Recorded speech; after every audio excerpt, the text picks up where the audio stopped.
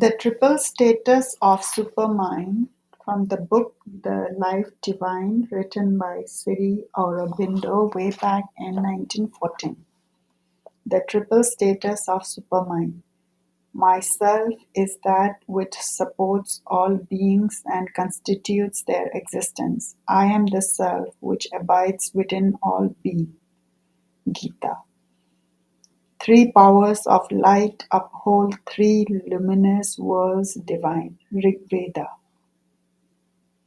Before we pass to this easier understanding of the world we inhabit from the standpoint of an apprehending truth conscious which sees things as would an individual soul freed from the limitation of mentality and admitted to participate in the action of the divine supermind, we must pause and resume briefly what we have realized or can yet realize of the consciousness of the Lord, the Ishvara, as he develops the world by his Maya out of the original concentrated unity of his being. We have started with the assertion of all existence as one being whose essential nature is consciousness, one consciousness whose active nature is force or will. And this being is delight. The consciousness is delight. This force or will is delight.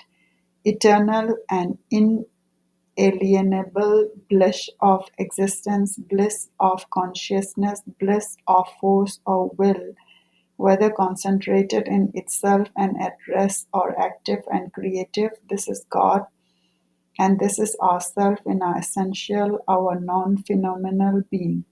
Concentrated in itself, it possesses, or rather is the essential, eternal, inalienable bliss. Active and creative, it possesses, or rather become the delight of the play of existence, the play of consciousness, the play of force and will. That play is the universe, and that delight is the soul, cause, motive, and object of cosmic existence. The divine consciousness possesses that play and delight eternally and inalienably. Our essential being, our real self, which is concealed from us by the false self or mental ego, also enjoys that play and delight eternally and inalienably, and cannot indeed do otherwise, since it is one in being with the divine consciousness. If we aspire, therefore, to a divine life, we cannot attain to it by any other way than by unveiling this veiled self in us by mounting from our present status in the false self or mental ego to a higher status in the true self, the Atman, by entering into that unity with the divine consciousness, which something superconscient in us always enjoys, otherwise we could not exist, but which our conscious mentality has forfeited. But when we thus assert this unity of Satchidananda on the one hand and this divided mentality on the other, we posit two opposite entities, one of which must be false if the other is to be held as true, one of which must be abolished if the other is to be enjoyed. Yet it is in the mind and its form of life and body that we exist on earth, and if we must abolish the consciousness of the mind, life, and body in order to reach the one existence, consciousness, and bliss and a divine life, then a divine life here is impossible. We must abandon cosmic existence utterly as an illusion in order to enjoy or re-become the transcendent. From this solution, there is no escape unless there is an intermediate link between the two which can explain them to each other and established between them such as relation as will make it possible for us to realize the one existence, consciousness, delight in the mold of the mind, life, and body. The intermediate link exists. We call it the supermind or the truth consciousness because it is a principle superior to the mentality and exists and acts and proceed in the fundamental truth and unity of things and not like the mind in their appearance and phenomenal divisions. The existence of the supermind is a logical necessity arising directly from the position with which we have started. For in itself, Satchidananda must be a spaceless and timeless absolute of conscious existence that is bliss, but the world is, on the contrary, an extension in time and space and a movement working out a development of relations and possibilities by causality, or whatso appears to us in time and space. The true nature of this causality is divine law, and the essence of that law is an inevitable self-development of the truth of the thing that is an idea in the very essence of what is developed. Is it a previously fixed determination of relative movements out of the stuff of infinite possibility that which thus develops all things must be a knowledge, will, or conscious force, for all manifestation of universe is a play of the conscious force which is the essential nature of existence. But the developing knowledge will cannot be mental, for mind does not know, possess, or govern this law, but is governed by it, is one of its results, moves in the phenomenon of self-development and not at its roots. Observe as divided things the results of the development and strives in vain to arrive at their source and reality. Moreover, this knowledge will which develop all must be in possession of the unity of things and must out of it manifest their multiplicity. But mind is not in possession of that unity. It has only an imperfect possession of a part of the multiplicity. Therefore, there must be a principle superior to mind. There must be a principle superior to the mind, which satisfies the condition in which the mind fails. No doubt, it is Satchidananda itself that is this principle, but Satchidananda not resting in its pure, infinite, invariable consciousness, but proceeding out of the primal poise, or rather upon it as a base and in it as a continent into a movement which is its form of energy and instrument of cosmic creation. Consciousness and form are the twin essential aspects of the pure power of existence. Knowledge and will must therefore be form which that power takes in creating a world of relation in the extension of time and space. The knowledge and this will must be one, infinite, all embracing, all possessing, all forming, holding eternally in itself that which it casts into movement and form. The supermind then is being moving out into a determinative self knowledge which perceives certain truths of itself and wills to realize them in a temporal and spatial extension of its own timeless and spaceless existence. Whatever is in its own being takes form as self knowledge, as true consciousness, as real idea, and that self knowledge, being also self force, fulfills or realizes itself inevitably in time and space. This then is the nature of the divine consciousness, which creates in itself all things by a movement of its conscious force and governs their development through a self evolution of inherent knowledge, will of the truth of existence or real idea which has formed them. That being that is thus congruent in what we call God.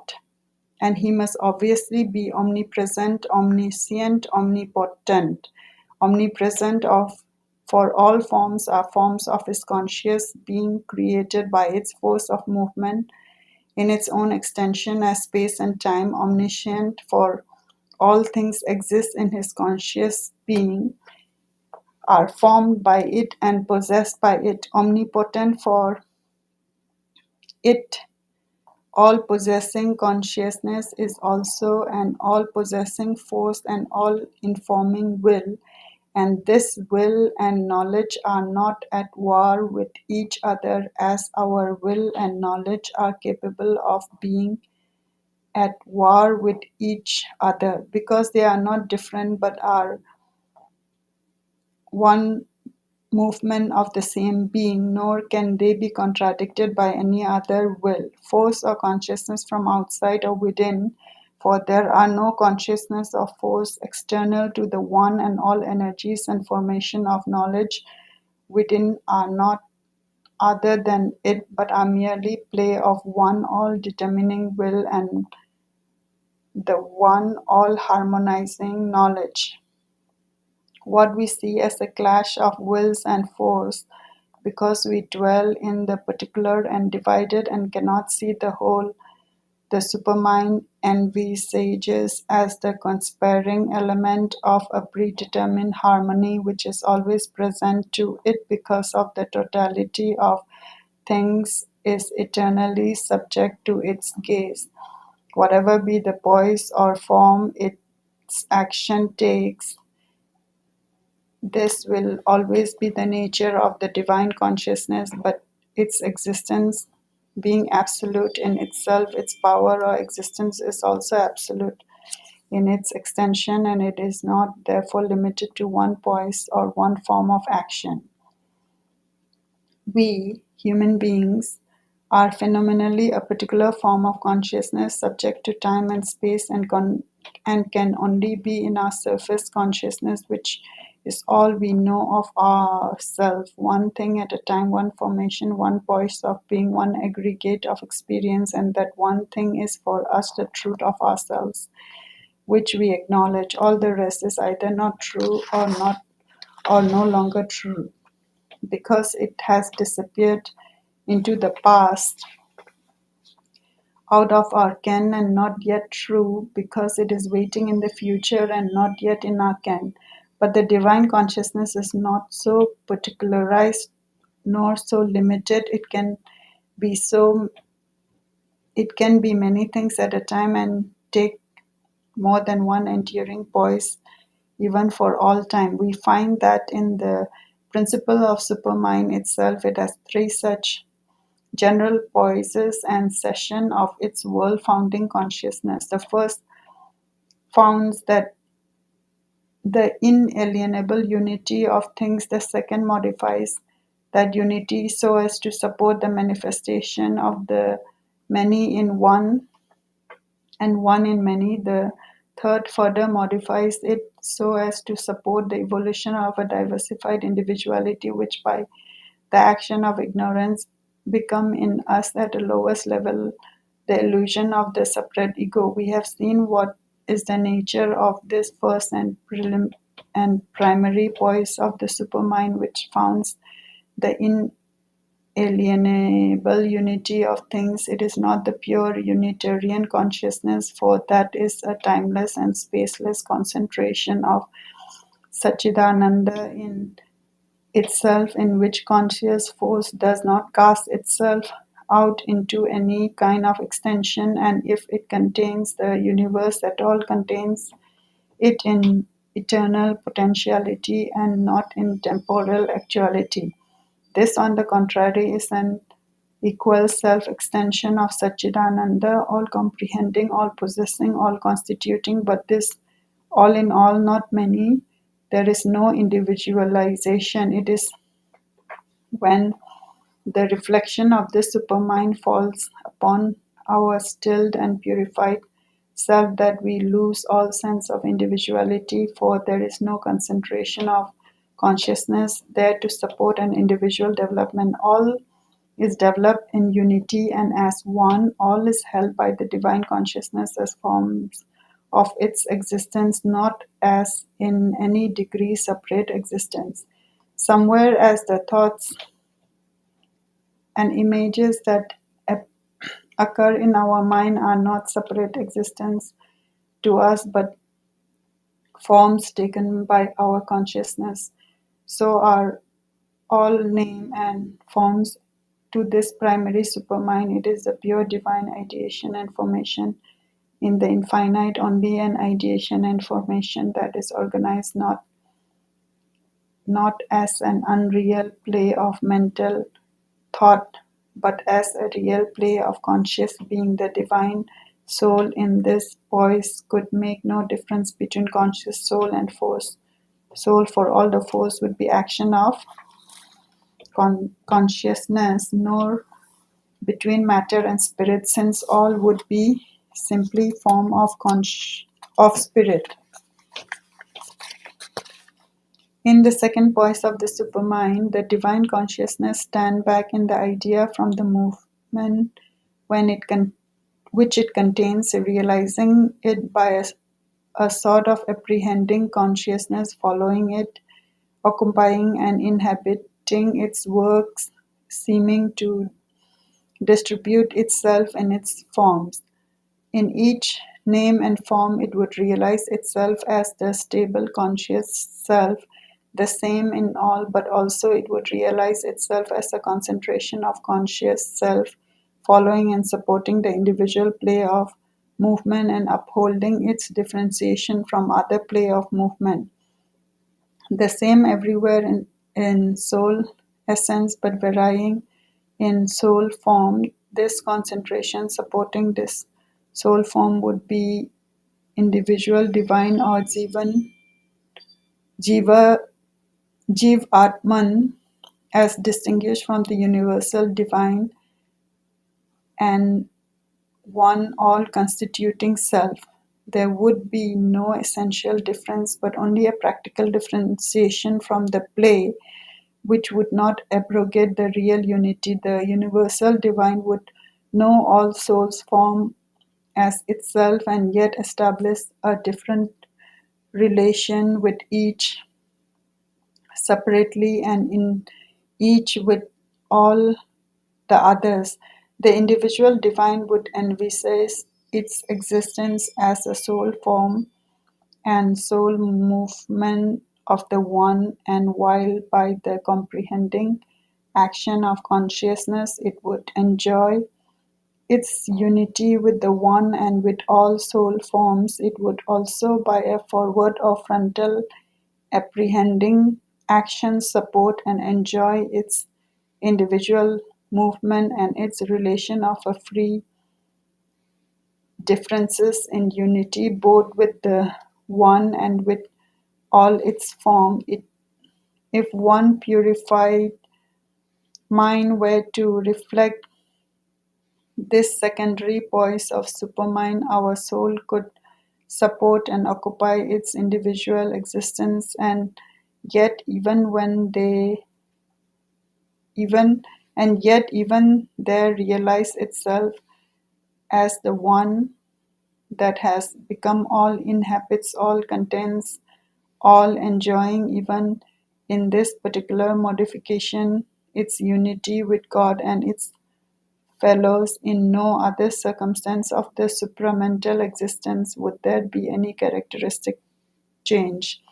The only change would be the display of the one that has manifested its multiplicity and of the many that are still one with all that is necessary to remain and conduct the play. A third voice of the supermind would be attained if supporting concentration were no longer to stand at the back as it were of the moment movement, inhabiting it with a certain superiority to it and so following and enjoying, but were to project itself into the movement and to be in a way involved in it.